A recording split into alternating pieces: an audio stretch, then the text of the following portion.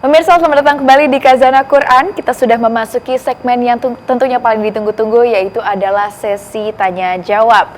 Kalau begitu Pak Ustadz, kita sudah kedatangan tentunya para pemirsa yang mungkin sudah terwakilkan hari ini dengan para hadirin yang sudah hadir dengan pertanyaan-pertanyaannya. Kita langsung masuk ke pertanyaan yang pertama, silahkan. Ada yang ingin bertanya? Terima kasih atas kesempatannya. Nama saya Faiz dari Learn Quran Depok. Saya mau bertanya Ustadz. Sebagai seorang muslim itu kan kita diwajibkan untuk sholat 5 waktu dalam satu hari. Kemudian kenapa dalam sholat itu kita harus membaca surat Al-Fatihah? Demikian Ustaz. Okay. Terima kasih atas jawabannya. Ya. Saya jawab ya. Terima kasih banyak Mas Faiz atas pertanyaannya. Jadi Nabi SAW bersabda dalam hadis riwayat Abu Dawud, la'allakum taqra'una khalfa imamikum. Sepertinya kalian ini di belakang saya baca surat. Kata Nabi, la taf'alu illa bi fatihatil kitab. Jangan kalian baca apapun surat di belakang saya kalau jadi makmum ya, kecuali Al-Fatihah. Fa innahu la sholata liman lam yaqra' biha.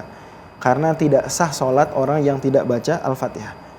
Berarti kalau pertanyaan mengapa harus baca, satu hadis ini clear. Nah, tapi kan kita mungkin yang ingin kita tanyakan itu adalah hikmahnya, ya. Alasan hukumnya oke, dalil hadis barusan, sehingga ya umumnya ulama kemudian menekankan, mewajibkan, menjadikannya rukun, beragam, ada variasi pendapat tentang Al-Fatihah ini.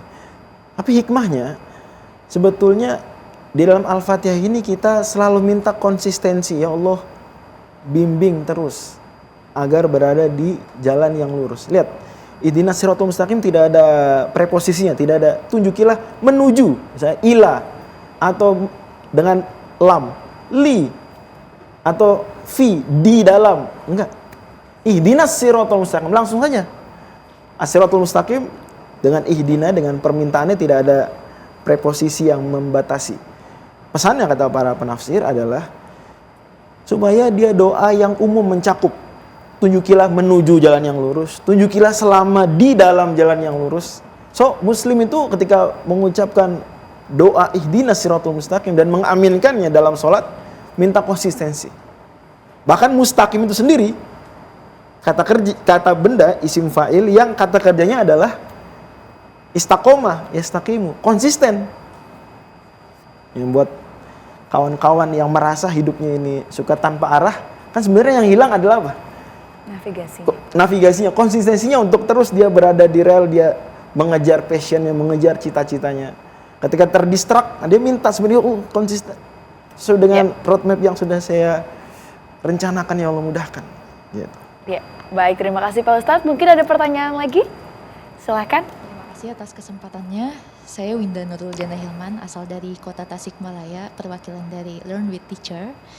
Pertanyaan saya, dari 114 surah di dalam Al-Quran, surah Al-Fatihah menjadi surah yang termulia. Ya. Lalu, bagaimana cara kita menerapkan surah Al-Fatihah ini dalam kehidupan sehari-hari kita? Terima kasih. Baik. Ini harapan kita sebenarnya Kak Aurel ya. Jangan sampai muslim yang baca Al-Fatihah 17 kali, aktivitasnya gitu ya, aktivitasnya jauh dari kasih dan sayang. Aktivitasnya tidak mengandung unsur ibadah. Ya. Hidupnya penuh dengan riya, pamer. Karena iyyaka na'budu, hanya kepadamu ya Allah kami beribadah, berarti kan menjauhkan diri kita dari pamer, ya kan?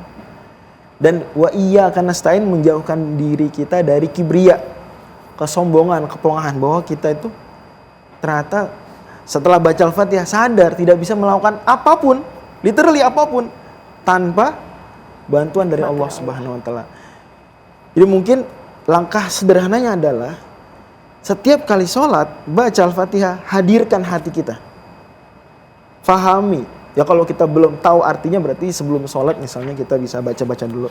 Saya pikir baca sekali dua kali sambil terus diulang setiap sholat. Pemaknaan tersebut akan terpatri dalam diri. Kemudian setelah itu kita aplikasikan dalam kehidupan sesuai dengan kandungan-kandungan yang tadi sudah kita sebutkan. Mintanya jangan menjadi orang yang dimurkai dan orang yang tersesat.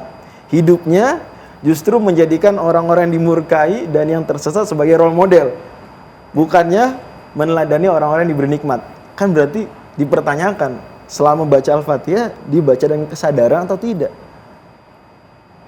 Selama baca Al-Fatihah menyadari bahwa tidak ada daya dan upaya kecuali atas bantuan Allah. Tapi dalam kehidupan sehari-hari minta tolong kepada orang-orang yang dimurkai Allah, seperti para dukun misalnya. Minta tolong justru dengan cara yang diharamkan Allah. Minta tolong orang dalam dengan memberikan suap misalnya. Sinkron nggak kira-kira? Tidak sinkron. Alhamdulillahirrahmanirrahim menyebut alam semesta sebagai wujud kasih sayang Allah. Tapi menggunduli banyak hutan sampai menimbulkan banjir bandang di banyak tempat. Dipertanyakan. Jadi coba direnungi, diresapi, dan coba cek aktivitas kita sudah sejalan belum dengan map yang Allah sebutkan dalam Al-Fatihah. Wallahu a'lam. Masya Allah Pak Ustadz. Jadi memang ternyata itu harus datang dari diri sendiri juga ya Pak Ustadz ya, untuk kita benar-benar mengilhami apa yang ingin kita percaya dari Al-Fatihah ini. Baik pemirsa, setelah ini kita masih akan berbincang dengan Pak Ustadz Nur Fajri terkait dengan surah pertama di Al-Quran yaitu Al-Fatihah. Jangan kemana-mana, tetap di Khazanah Quran.